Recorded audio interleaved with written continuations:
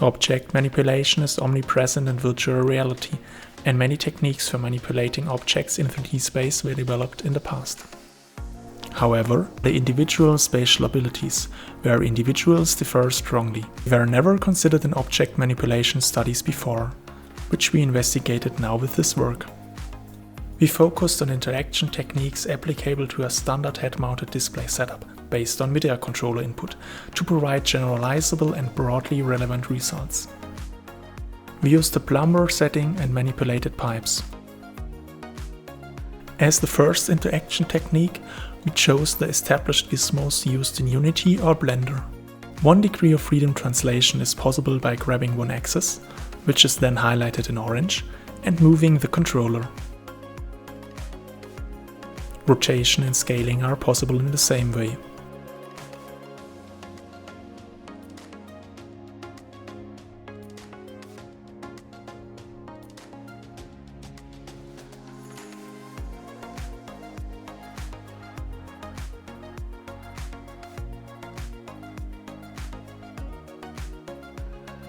Complex manipulations are possible by sequentially performing multiple simple manipulations.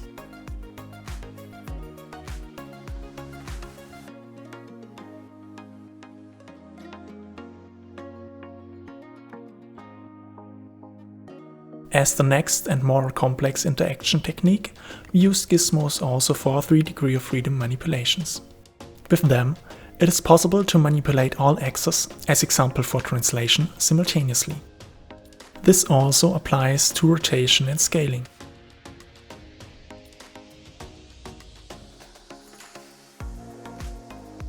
We further chose the handlebar metaphor for simultaneous 7 degree of freedom object manipulation.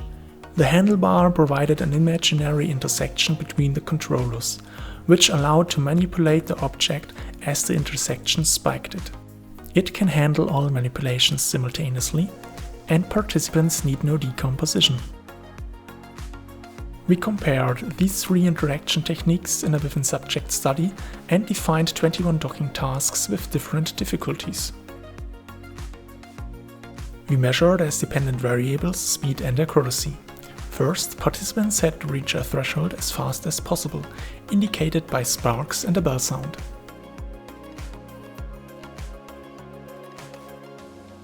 After that, participants could take as much time as they wanted to fit the pipe perfectly.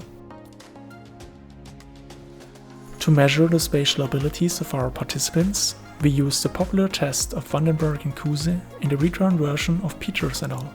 We also transferred it to our plumber setup by collecting boxes with parts for the next construction site. The reference object was displayed on a clipboard and the others on boxes. The boxes with the identical but rotated object as on the clipboard had to be selected. As hypothesized, we found that spatial abilities had a statistically significant positive effect on task completion time and led to more targeted manipulations. The task accuracy was not influenced. We proposed 7 guidelines for considering individual spatial abilities in interaction technique design and research. Please find them and further details in our paper.